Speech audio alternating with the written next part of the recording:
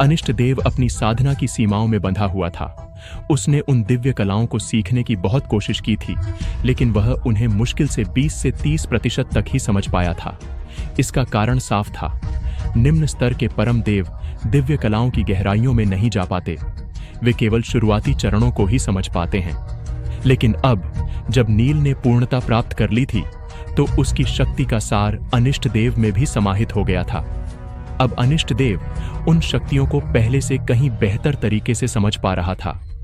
नील के चेहरे पर भी एक सुखद आश्चर्य उभर आया था। उसे साफ महसूस हो रहा था कि शल्यदेव की अष्टमूल संरचना से उसे कितना भारी लाभ हुआ है।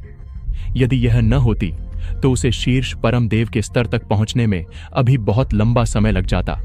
सबसे महत्वपूर्ण बात यह थी कि नील की यह पूर्णता बाकी शीर्ष परम देवों से बिल्कुल अलग थी। उसके पास अनंत मुद्रा की शक्ति थी। इसी कारण उसने अपनी आंखों से देखी गई लगभग सभी दिव्य कलाओं को अपने भीतर उतार लिया था, और एक बार उन्हें आत्मसात कर लेने के बाद अब वह उन पर पूरी तरह अपना अधिकार स्थापित कर सकता था। इससे पहले नील की क्षमताएं केवल उसकी अपनी साधना तक ही सीमित थीं, लेकिन अब स्थिति पूरी तरह बदल चुकी थी।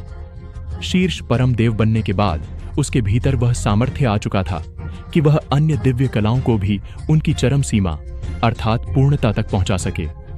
उसी समय वहां मौजूद दिव्य मणि की चमक धीरे धीरे फीकी पड़ने लगी और वह अपनी धुरी पर घूमने लगी। इसके साथ ही नील की आंतरिक दुनिया में एक बड़ा परिवर्तन शुरू हो गया। वह तेजी से फैलने लगी। देखते ही देखते वहां नए नए महाद्वीप उभर आए और अराजक सागर का विस्तार पहले से 10 गुना अधिक हो गया। यही नहीं, उसकी दुनिया को थामे रखने वाले संस्कृत अक्षरों का घेरा भी और अधिक विशाल हो गया। उनके बीच की दूरी फिर से बढ़ गई। कुछ देर बाद जब यह प्रक्रिया थमी तो नील ने बहुत धीरे से अपनी आंखें खोलीं। वह अब भी पालथी मारकर बैठा हुआ था। उसने हवा में अपना हाथ बढ़ाया और अगले ही क्षण एक लंबी और प्रभावशाली तलवार उसके हाथ में प्रकट हो गई। लेकिन यहां नील ने पूरी सावधानी बरती। शल्यदेव के सामने उसने अपनी असली और सबसे शक्तिशाली अरिघात तलवार बाहर नहीं निकाली। भले ही शल्यदेव ने उसकी सहायता की थी और कोई शत्रुता नहीं दिखाई थी, फिर भी नील उन पर पूरी तरह आंख मूंदकर भरोसा नहीं कर सकता था। इसलिए उसने यह रहस्य अपने भीतर ही रखा। तभी फिजा में एक गहरी व्यंग जैसी ध्वनि गूंजी। वह तलवार हल्के से कांप उठी और नील की शक्तिशाली ऊर्जा धीरे धीरे उसकी धार के चारों ओर घूमने लगी। उसी क्षण नील एक बार फिर शून्यता की गहरी अवस्था में डूब गया। उसकी तलवार से एक अत्यंत भयावह और विनाशकारी ऊर्जा जन्म लेने लगी। लेकिन इससे पहले कि नील अपना वार कर पाता, अचानक एक उंगली हवा में प्रकट हुई और उसकी तलवार की धार पर आकर टिक गई। वह उंगली देखने में किसी गहरे काले गर्त जैसी प्रतीत हो रही थी, मानो उसमें सब कुछ समा सकता हो। जैसे ही उस उंगली ने तलवार को स्पर्श किया, तलवार पर इकट्ठी हो रही सारी भयानक शक्ति पल भर में विलीन हो गई, जैसे उसका कभी अस्तित्व ही न रहा हो। तभी शल्यदेव की रूखी और बेपरवाह आवाज गूंजी, मेरे पहाड़ को बर्बाद मत करना। हकीकत यह थी कि नील उस समय किसी से युद्ध नहीं कर रहा था। वह तो केवल अपनी तलवार और पूर्ण भाव शून्यता की नई शक्ति को परख रहा था। लेकिन शल्यदेव द्वारा रोके जाने पर नील के होंठों पर एक हल्की सी मुस्कान तैर गई। इसके बाद वह अपनी जगह से उठा और शल्यदेव के सम्मान में झुककर प्रणाम करते हुए बोला, वरिष्ठ, आपकी सहायता के लिए बहुत बहुत धन्यवाद। मैं जीवन भर आपका आर्णी रहूंगा। हालांकि शल्यदेव कुछ उदास से दिखाई दिए। उन्होंने नील की बात पर अधिक ध्यान नहीं दिया, बस हाथ हिलाकर जाने का संकेत किया और आंखें बंद करके फिर से उस शिलाखंड से टिक गए। नील भी वहां अब और नहीं रुका। उसने मन ही मन उनका आभार व्यक्त किया और आगे की यात्रा पर निकल पड़ा। नील के चले जाने के बाद शल्यदेव ने अपनी आंखें हल्की सी खोलीं और दूर जाते हुए नील को देखते हुए स्वयं से बुदबुदाने लगे। उन्होंने मन में सोचा कि इस बालक को त्रिकाल देव की 3000 दिव्य कलाओं की विरासत प्राप्त है। इतना ही नहीं, इसने सहस्त्र संस्कृत आयाम भी विकसित कर लिया है और अब तो प्राचीन अराजक देव ने भी इसे स्वीकार कर लिया है। पता नहीं, यदि त्रिकाल देव को यह सब ज्ञात होता तो वे क्या सोचते। अपने अनुभव से शल्यदेव ने एक ही दृष्टि में नील के कई रहस्यों को समझ लिया था।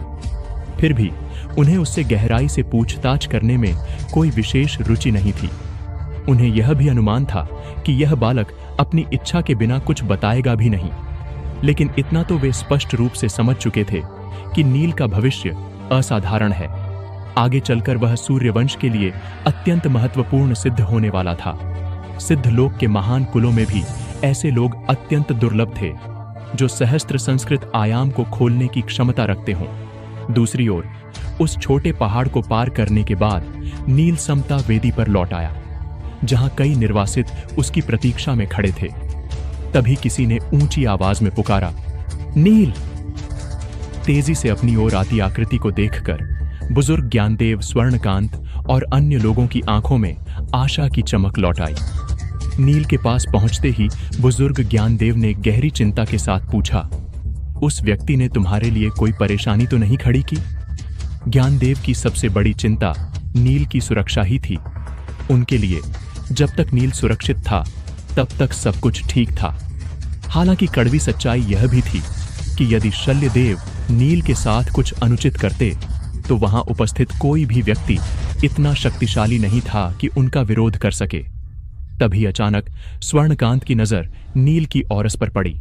उसे स्पष्ट रूप से महसूस हुआ कि नील की शक्ति में जबरदस्त वृद्धि हो चुकी है। उनकी आंखें चमक उठीं और उन्होंने हैरानी से पूछा, क्या तुम शीर्ष परम देव बन गए हो? इस प्रश्न के उत्तर में नील ने मुस्कुराते हुए बड़े ही विनम्र स्वर में कहा, यह सब वरिष्ठ शल्यदेव की सहायता का ही परिणाम है। नील भली भांति जानता था कि यदि उसे वह अष्टमूल संरचना प्राप्त न होती तो उसे भाव शून्यता के उस कठिन मार्ग को स्वयं धीरे धीरे खोजना पड़ता, और भगवान जाने उसमें कितना अधिक समय और लग जाता। तभी कात्यायनी आगे बढ़ी और मुस्कुराते हुए बोली, बधाई हो नील, अब चक्रज तुम्हारे अभिशाप बंधन को तोड़ने में सहायता करेगा। कात्यायनी के इतना कहते ही चक्रज हाथ में छोटी सी तलवार लिए आगे बढ़ा। उसने तलवार से सटीक वार किया और नील के अभिशाप बंधन को काट दिया। जैसे ही वह बंधन टूटा, वहां मौजूद वे सभी भाग्यशाली लोग जो अब तक उस स्थान पर फंसे हुए थे पूरी तरह मुक्त हो गए। लेकिन अब भी कार्य पूरा नहीं हुआ था। इन लोगों के अतिरिक्त इस दुनिया के बाहर भी बहुत बड़ी संख्या में वृहद देव मौजूद थे।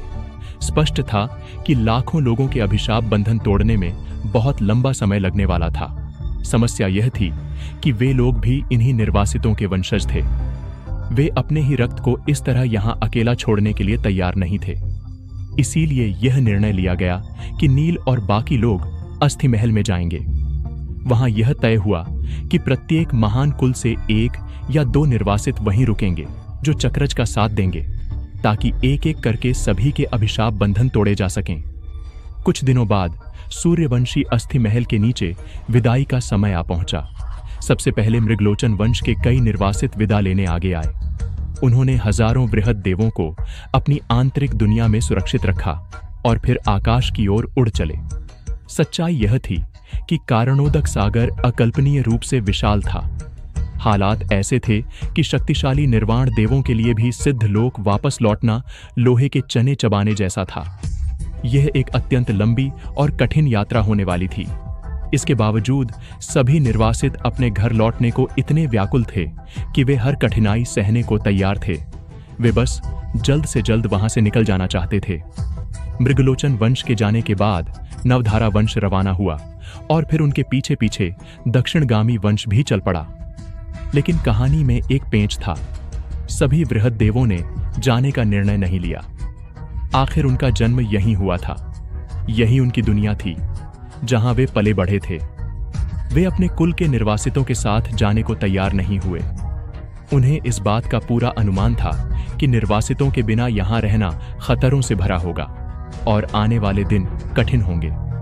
फिर भी उन्होंने जिद पकड़ ली और यहीं रुकने का निर्णय किया। निर्वासितों ने भी उन पर कोई जोर जबरदस्ती नहीं की। उन्होंने वृहद देवों को उनकी इच्छा पर छोड़ दिया ताकि वे अपना मार्ग स्वयं चुन सकें। समय बीतता गया और लगभग 1 महीने बाद दृश्य पूरी तरह बदल चुका था। स्वूश! नील ने अपनी अरिघात तलवार चलाई। उससे हजारों गज लंबी एक भयानक तलवार ऊर्जा निकली उसका विस्तार इतना विशाल था कि उसने सैकड़ों मील के क्षेत्र को अपनी चपेट में ले लिया। उस ऊर्जा में इतनी असीम शक्ति थी कि ऐसा प्रतीत हो रहा था मानो वह धरती और आकाश के बीच मौजूद हर वस्तु को काट देगी। तभी एक जोरदार धमाका हुआ। बूम! वह विशाल तलवार ऊर्जा बिजली की गति से आगे बढ़ी और सीधे सूर्यवंशी अस्थि महल की बाहरी दीवार से जा टकराई। लेकिन हैरानी की बात यह थी कि इतनी तीव्र और विनाशकारी होने के बावजूद वह प्राचीन अस्थि महल का बाल भी बांका नहीं कर सकी। उस पर एक खरोंच तक नहीं आई। हालांकि तलवार महल को क्षति नहीं पहुंचा सकी, फिर भी नील उसकी शक्ति से अत्यंत संतुष्ट था। उसने मन ही मन अनुमान लगाया कि भावशून्यता की दिव्य कला को पूर्ण करने के बाद उसकी तलवार की शक्ति उसकी पिछली अद्वैत तलवार की तुलना में लगभग 5 गुना बढ़ चुकी थी। उसे यह भी पता था कि अद्वैत तलवार की शक्ति आगे और बढ़ेगी, लेकिन दुर्भाग्य यह था कि वह अभी उसका उपयोग नहीं कर सकता था। जैसे जैसे नील की साधना का स्तर बढ़ा, उसे एक बार फिर विभिन्न दिव्य कलाओं की ऊर्जाओं को एक दूसरे में मिलाना पड़ा। कारण यह था कि उसने पहले जिन ऊर्जाओं का एकीकरण किया था वे पूरी तरह विकसित नहीं थीं। पिछले 1 महीने से नील लगातार भावशून्यता की कला को निखार रहा था और उन दिव्य कलाओं को फिर से एक करने के लिए प्रकृति के वास्तविक अर्थ का उपयोग कर रहा था। हालांकि यह प्रक्रिया पहले की तुलना में कहीं अधिक कठिन थी, इसलिए उसे इसे पूरा करने में अभी कुछ और समय लगने वाला था। उसी समय नील का ध्यान आकाश की ओर गया। उसने देखा कि दूर से कई चमकती हुई प्रकाश किरणें अत्यंत तेज गति से उसकी ओर आ रही थीं।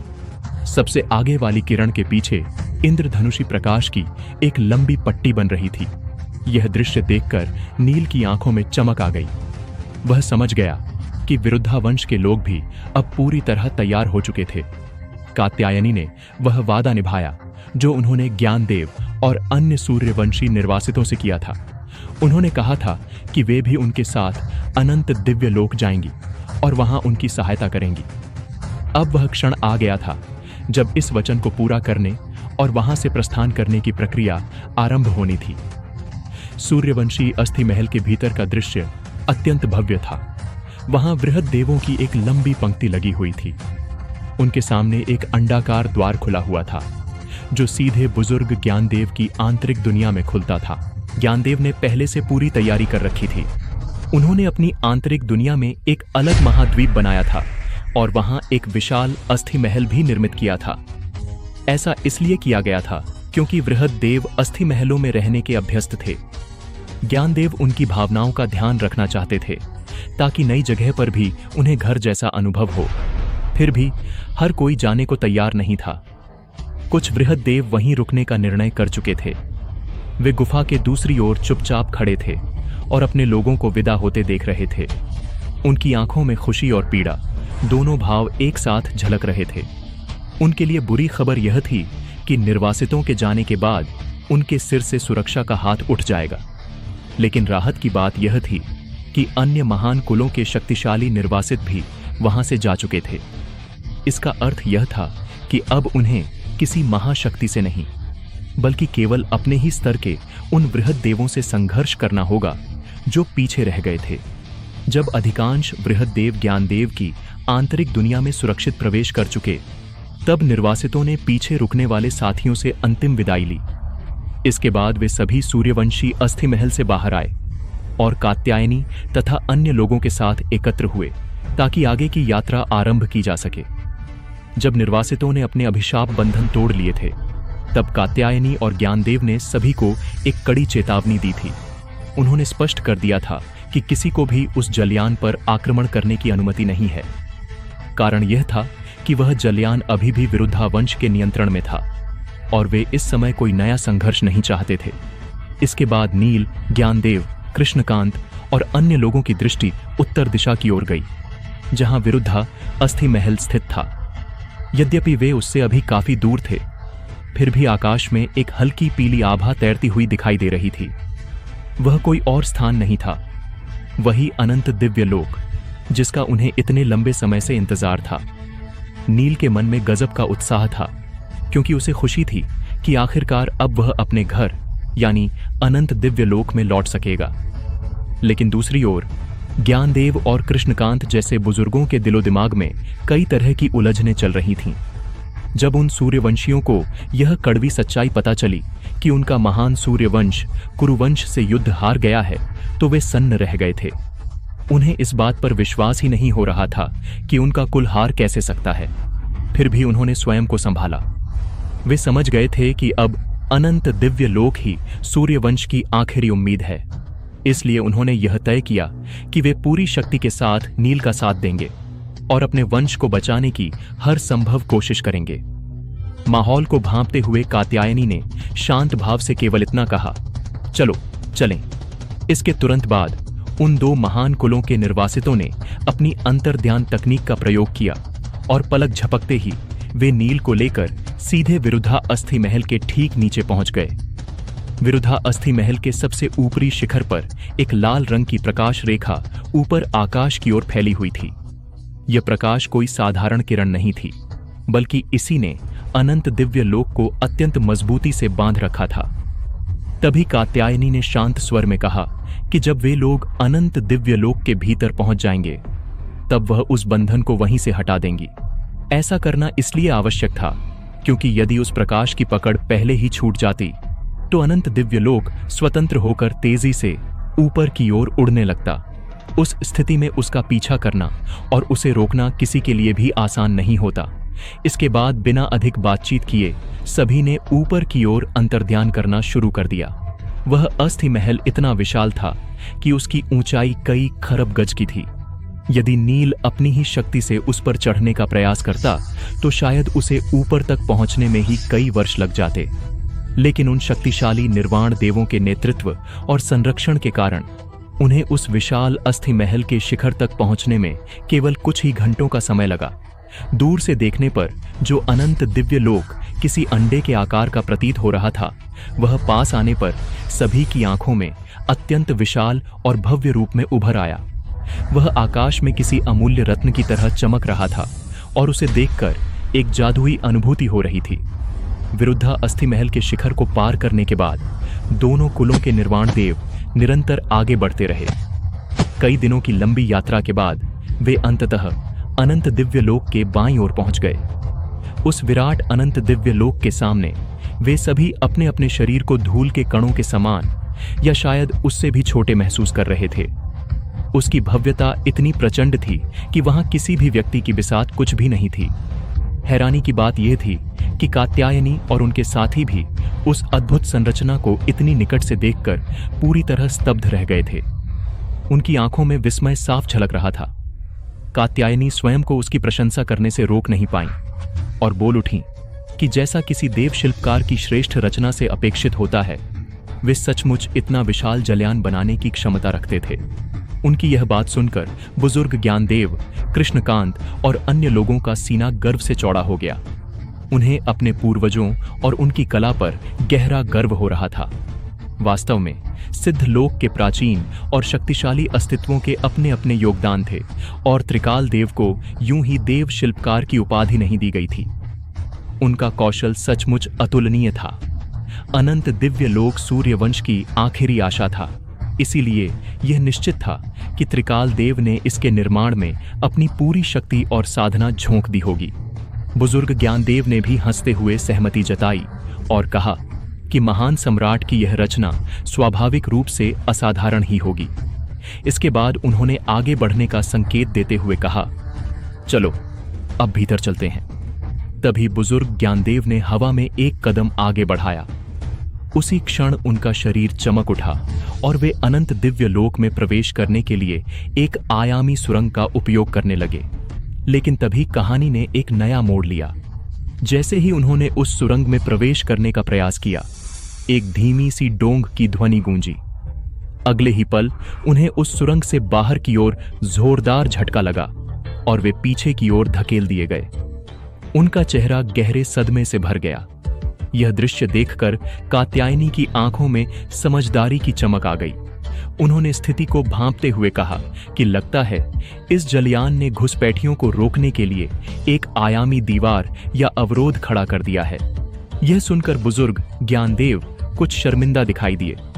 उन्होंने अपनी झेप मिटाने के लिए दाढ़ी सहलाई और बोले कि ऐसा ही होना चाहिए, क्योंकि महान सम्राट अपने कुल की सुरक्षा के लिए सबसे कठोर सुरक्षा व्यवस्था अवश्य स्थापित करेंगे। नील यह सुनकर हैरान रह गया और बोल पड़ा, यह कैसे हो सकता है? जब मैं गया था तब तो सब कुछ सामान्य था।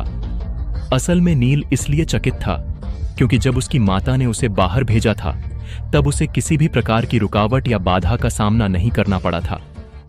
नील की यह बात सुनकर स्वर्णकांत ने उसकी ओर उदासीन दृष्टि से देखा और बोलने के लिए आगे बढ़े।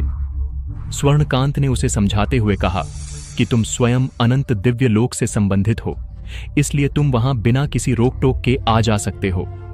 लेकिन समस्या यह है कि हम सभी बाहरी लोग हैं और यही कारण है कि यह जलयान हमें भीतर प्रवेश नहीं करने दे रहा। यह सुनकर नील ने सिर हिलाया और एक सटीक प्रश्न किया कि यदि ऐसा है तो फिर कुरुवंशी रक्षक भीतर कैसे प्रवेश कर पाए थे? नील का यह प्रश्न सुनकर कात्यायनी के चेहरे पर एक रहस्यमयी मुस्कान उभर आई। वे आगे बढ़ीं और बोलीं कि जब उन शत्रुओं ने अनंत दिव्य लोक में प्रवेश किया होगा तो उन्होंने निश्चित ही कोई अत्यंत कठोर उपाय अपनाया होगा। उदाहरण के लिए उन्होंने इस लोक के बाहरी सुरक्षा घेरे को तोड़ने के लिए कोई विशेष विधि या शक्ति प्रयोग की होगी। इतना कहते ही कात्यायनी की आंखों में एक तीव्र चमक दौड़ गई। उनकी उंगलियों के बीच सतरंगी यानी इंद्रधनुषी प्रकाश जगमगाने लगा। उस सतरंगी प्रकाश में एक अत्यंत भयावह और विनाशकारी ऊर्जा छिपी हुई थी। वह प्रकाश धीरे धीरे घूमते हुए एक नुकीले शंकु के आकार में बदल गया। तभी कात्यायनी ने उंगली से हल्का सा संकेत किया और वह सतरंगी ऊर्जा गोला पूरी गति से अनंत दिव्य लोक की अदृश्य दीवार की ओर बढ़ गया। अगले ही पल एक जोरदार विस्फोट हुआ। ऊर्जा और दीवार की भीषण टक्कर से एक भयंकर धमाका गूंज उठा और वहां से प्रकाश की एक अत्यंत चमकीली गेंद बाहर निकल आई। जब विस्फोट के बाद वह प्रकाश गोला लुप्त हुआ तो वहां का दृश्य देखकर सभी निर्वाण देवों के चेहरे के भाव पूरी तरह बदल गए। हैरानी की बात यह थी कि इतना भयानक आक्रमण होने के बाद भी अनंत दिव्य लोक का बाहरी सुरक्षा घेरा अपनी जगह अडिग खड़ा था। वह अब भी हल्की पीली आभा बिखेर रहा था और उस प्रकाश के भीतर ध्यान से देखने पर 3 कोणीय ढाल की एक धुंधली सी परछाई स्पष्ट दिखाई दे रही थी। असल में उसी ढाल ने ही सुरक्षा कवच का कार्य किया था और उसी के कारण कात्यायनी के इतने शक्तिशाली प्रहार से भी उस दीवार को रत्ती भर भी नुकसान नहीं पहुंचा था। अपनी विफलता देखकर कात्यायनी के चेहरे पर एक कड़वी और फीकी मुस्कान उभर आई। उन्होंने हार स्वीकार करते हुए कहा कि एक देव शिल्पकार की सर्वश्रेष्ठ रचना कभी भी साधारण नहीं होती, बल्कि वह असाधारण और अद्भुत ही होती है। वहां उपस्थित सभी निर्वाण देवों में कात्यायनी सबसे अधिक बलवान थीं, लेकिन जब उनकी संपूर्ण शक्ति से किया गया प्रहार भी उस बाहरी दीवार को तोड़ने में असफल रहा तो एक पल के लिए सभी के कदम ठिठक गए और वे चिंता में पड़ गए। तभी स्वर्णकांत ने उस धुंधली परछाई को घूरते हुए अपनी भौहें चढ़ाईं और चिंता भरे स्वर में कहा, यह तो आकाश दर्पण कवच है। मुझे बिल्कुल अनुमान नहीं था कि सम्राट अनंत दिव्य लोक की रक्षा के लिए इस कवच का उपयोग करेंगे। यह हमारे लिए सचमुच एक बड़ी समस्या है। यह दर्पण कवच कोई साधारण वस्तु नहीं था, बल्कि यह अत्यंत दुर्लभ और अमूल्य उपकरण था। सम्राट त्रिकाल देव ने भी अपने जीवन में शायद ही कभी इसका प्रयोग किया हो, लेकिन आज यह उनके सामने एक दीवार बनकर खड़ा था। स्वर्णकांत ने इस कवच को पहले भी देखा था, इसीलिए जैसे ही उनकी दृष्टि उस 3 कोणीय ढाल पर पड़ी, उन्हें तुरंत उसका नाम स्मरण हो गया। तभी कृष्णकांत ने बात आगे बढ़ाते हुए कहा, आकाश दर्पण कवच किसी भी वस्तु को पूरी तरह ढक सकता है। यह कवच निराकारता की शक्ति का उपयोग करता है, अर्थात ऐसी शक्ति जिसका कोई आकार नहीं होता। इसीलिए इस सुरक्षा घेरे को तोड़ पाना किसी के लिए भी सरल नहीं होगा। यह सुनकर बुजुर्ग ज्ञानदेव ने अपनी भौहें थोड़ी ऊपर उठाईं और दृढ़ स्वर में बोले, मैं इसे तोड़ने का प्रयास करूंगा, तुम सब पीछे हट जाओ। उसी क्षण स्वर्णकांत ने नील के कंधे पर हाथ रखकर उसे पीछे किया और बाकी निर्वाण देव भी तुरंत पीछे हट गए ताकि ज्ञानदेव को खुला स्थान मिल सके। अगले ही पल बुजुर्ग ज्ञानदेव ने अपने दोनों हाथ आकाश की ओर फैलाए और उनके हाथों में एक चमकती हुई सुनहरी तलवार प्रकट हो गई। इसके बाद उन्होंने जोर से एक मंत्र का उच्चारण किया, विस्तारितो। ज्ञानदेव के मुख से यह शब्द निकलते ही उनके शरीर का आकार अत्यंत तेजी से बढ़ने लगा। देखते ही देखते वे एक विशालकाय पुरुष में परिवर्तित हो गए, जिनका कद लाखों गज ऊंचा था। अब वे अपने कंधे पर वह विशाल तलवार टिकाए हुए थे। उनके लंबे श्वेत बाल और दाढ़ी हवा में लहरा रहे थे और उनकी शक्ति का प्रचंड तेज चारों दिशाओं में फैल रहा था। ज्ञानदेव के विशाल रूप से निकल रही ऊर्जा के कारण वहां उपस्थित सभी लोगों को एक भारी दबाव का अनुभव होने लगा। स्वर्णकांत ने तुरंत अपना हाथ उठाया और नील को उस प्रचंड आभा से सुरक्षित किया। उन्होंने नील की रक्षा की, क्योंकि यदि वे ऐसा न करते तो वह भयानक ऊर्जा नील को गंभीर चोट पहुंचा सकती थी। ठीक उसी समय बुजुर्ग ज्ञानदेव ने एक जोरदार गर्जना की। उनकी विशाल तलवार संपूर्ण शक्ति के साथ ऊपर से नीचे की ओर गिरी। उस प्रहार में एक अत्यंत गहरा और रहस्यमय अर्थ समाया हुआ था। उससे निकलने वाले तेज के भीतर एक विशेष प्रकार की सच्ची और शुद्ध ऊर्जा विद्यमान थी। नील ने मन ही मन सोचा कि यह आक्रमण अत्यंत शक्तिशाली है। उसने अपनी भौहें हल्की सी उठाईं और चुपचाप अपनी बगल में खड़ी कात्यायनी की ओर देखा। सच तो यह था कि जब से नील नीचे की दुनिया में गिरा था, तब से उसने आज तक कभी भी कात्यायनी और बुजुर्ग ज्ञानदेव को अपनी वास्तविक शक्ति का प्रयोग करते हुए नहीं देखा था। यहाँ तक कि जब उनका सामना यामिक वंश से हुआ था, तब भी उन्हें अपनी पूरी क्षमता दिखाने का अवसर नहीं मिला था।